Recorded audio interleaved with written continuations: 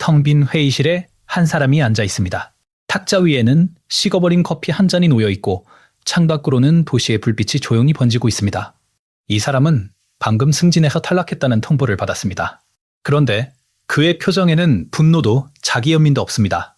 조용히 자리에서 일어나 코트를 집어들고 문을 열며 한마디를 남깁니다. 결정은 존중합니다. 시작하기에 앞서 구독과 좋아요 눌러주시면 영상 제작에 큰 힘이 됩니다. 하지만 제가 드린 기여에 대해서는 다시 한번 생각해 주시면 좋겠습니다. 그리고 문이 닫힙니다. 회의실에 남은 임원 3명의 얼굴에 미묘한 변화가 스칩니다. 그동안 이 사람을 만만하게 봤던 시선이 흔들리기 시작한 것입니다. 그로부터 2달 뒤 이 사람은 원래 예정되었던 자리보다 한 단계 높은 직책을 제안받습니다. 도대체 그 짧은 순간에 무슨 일이 벌어진 것일까요? 존중이란 참으로 이상한 것입니다. 우리는 어릴 때부터 착하게 굴면 사람들이 좋아해준다고 배웠습니다. 남의 부탁을 거절하면 미운 사람이 된다고 들었습니다. 그래서 우리는 웃고 맞추고 양보하고 참았습니다. 그런데 결과는 어땠습니까? 착하게 군 만큼 존중받기는커녕 오히려 더 쉽게 무시당하는 경우가 많았습니다. 왜 그런 것일까요? 오늘 이 영상에서는 사람들의 뇌 속에서 존중이라는 감정이 어떤 조건에서 작동하기 시작하는지 신경과학과 사회심리학의 최신 연구를 바탕으로 7가지 결정적 전환 순간을 밝혀보겠습니다. 이것은 단순한 처세술이 아닙니다. 당신의 뇌가 스스로를 대하는 방식을 바꾸면 타인의 뇌가 당신을 대하는 방식이 자동으로 바뀌는 과학적 원리에 관한 이야기입니다.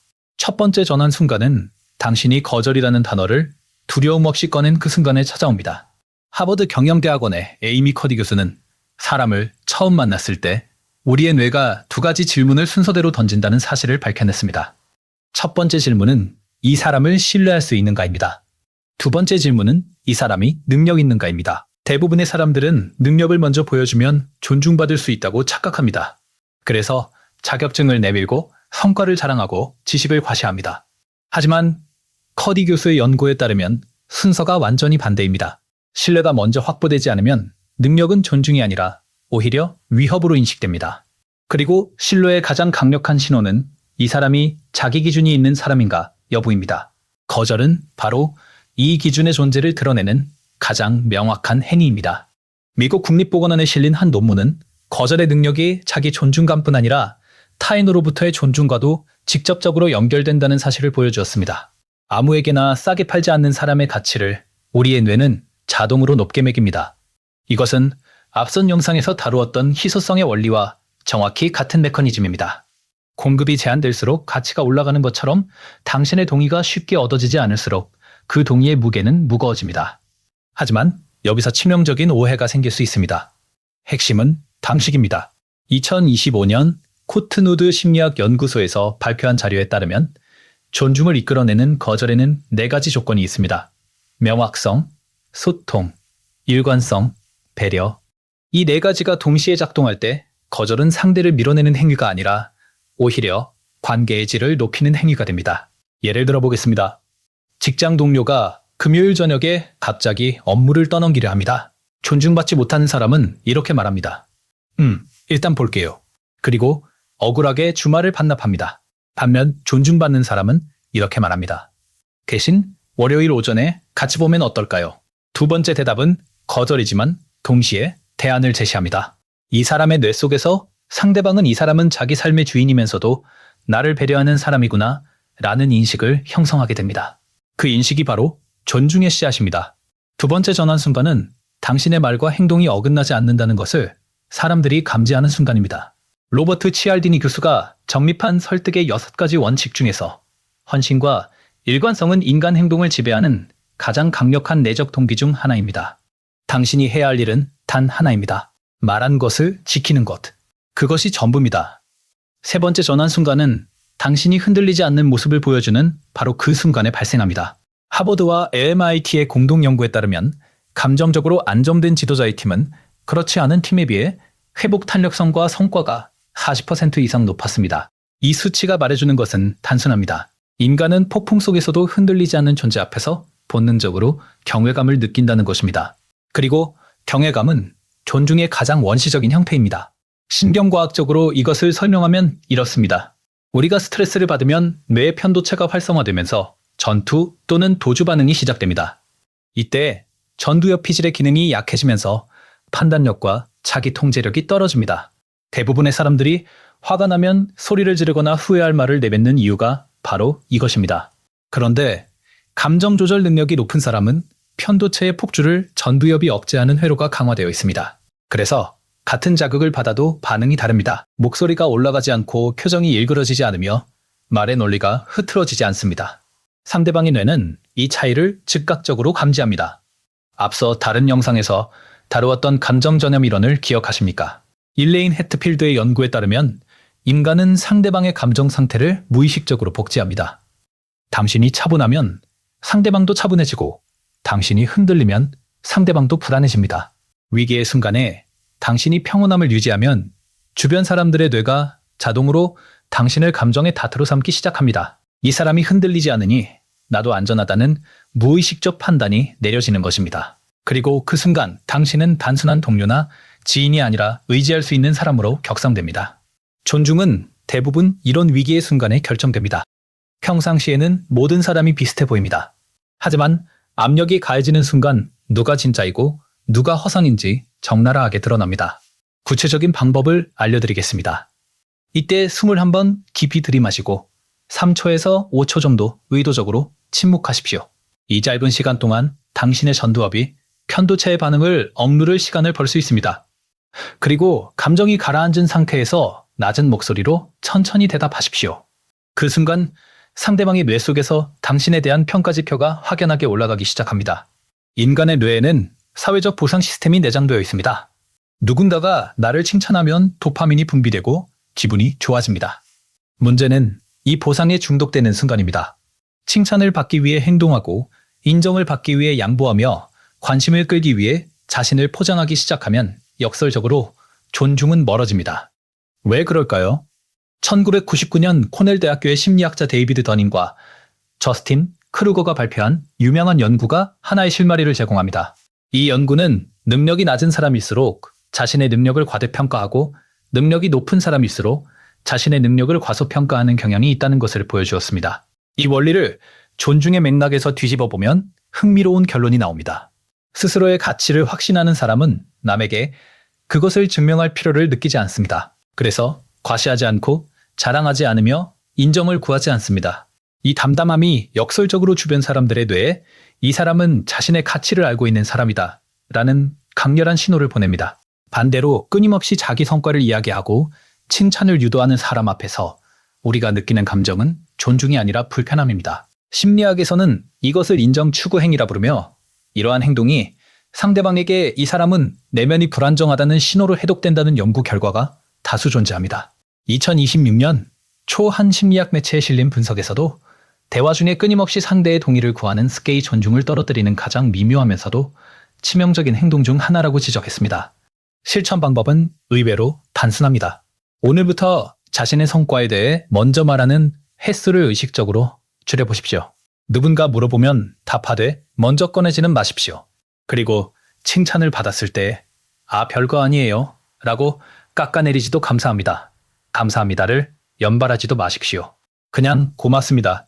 한마디면 충분합니다. 이 짧은 반응이 전달하는 메시지는 나는 칭찬에 굶주려 있지 않다입니다. 그리고 그 메시지가 상대방의 뇌에 도착하는 순간 당신의 존중 지수는 한 단계 올라갑니다. 5번째 전환 순간은 당신이 약함을 인정하는 용기를 보여주는 바로 그때 찾아옵니다. 이것은 앞의 4가지와 정반대처럼 들릴 수 있습니다. 경계를 세우고 일관성을 지키고 감정을 통제하고 인정을 구하지 않는 것이 존중의 조건이라면 약함을 보여주는 것은 못은 아닌가 하고 의문을 가질 수 있습니다. 하지만 여기에 인간 심리의 가장 아름다운 역설이 숨어 있습니다. 텍사스 대학교 오스틴 캠퍼스의 연구 교수 떨레네 뻐라우는 20년 이상 취약성과 용기의 관계를 연구해 왔습니다. 그녀의 핵심 발견은 이것입니다. 취약성은 약함이 아니라 용기의 출생지이다. 그녀의 강연은 전 세계적으로 6천만 회 이상 조회되었고 이 주제에 대한 학술적 논의를 완전히 새로운 지평으로 끌어올렸습니다. 존중의 맥락에서 이것이 의미하는 바는 이렇습니다. 다만 여기에도 조건이 있습니다. 취약성을 보여주는 것이 효과를 발휘하려면 그 이전에 신뢰와 능력의 기반이 이미 확보되어 있어야 합니다. 커디 교수의 연구를 다시 떠올려 보면 온기와 능력 중 온기가 먼저이고 온기가 확보된 뒤에야 능력이 선물이 된다고 했습니다.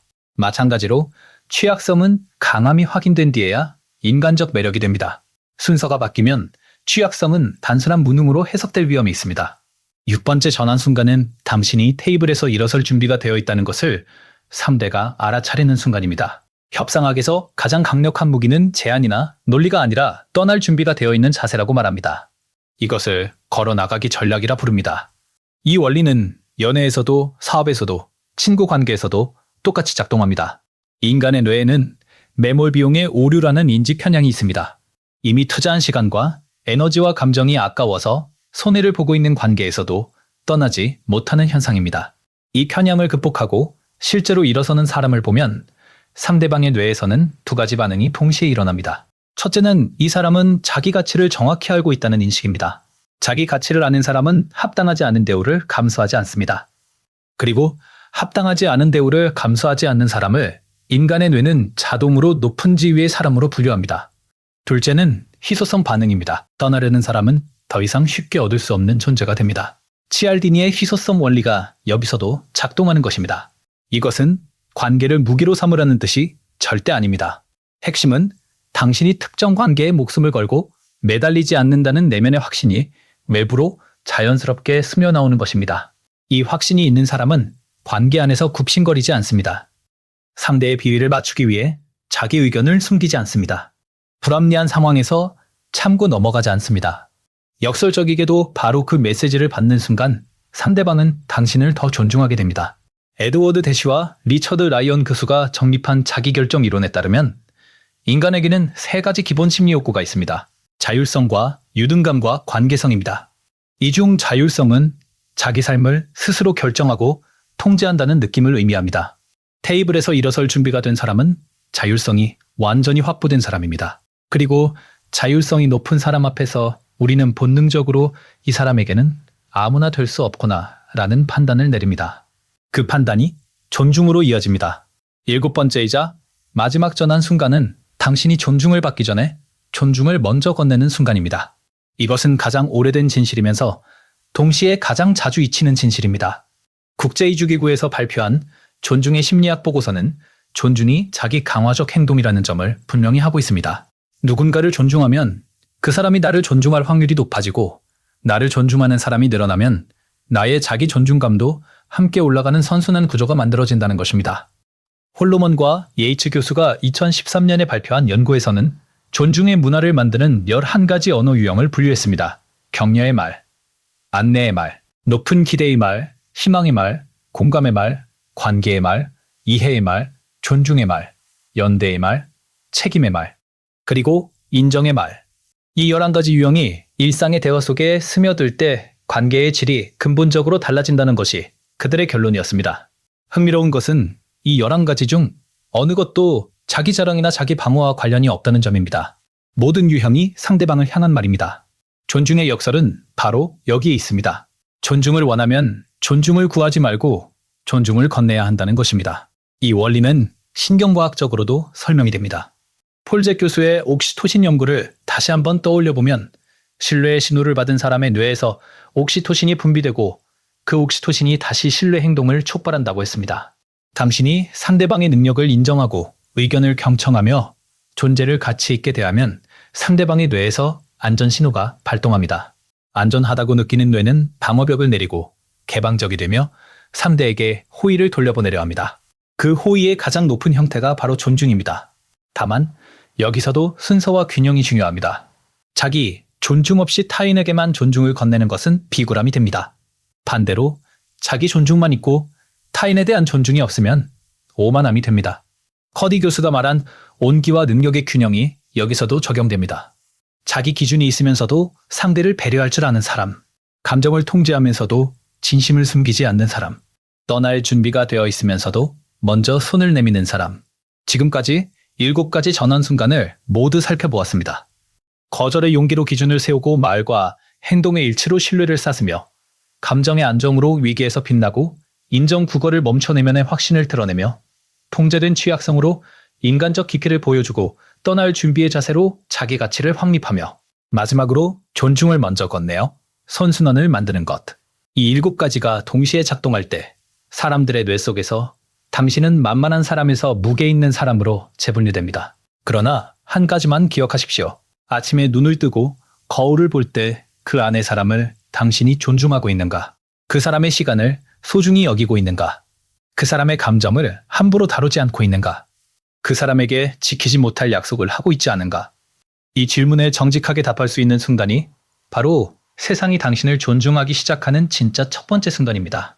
존중은 당신이 매일 선택하는 삶의 방식에서 자연스럽게 피어나는 향기와 같은 것입니다. 그 향기가 충분히 짙어지면 당신이 애써 뿌리지 않아도 사람들은 저절로 가까이 다가와 고개를 숙이게 됩니다.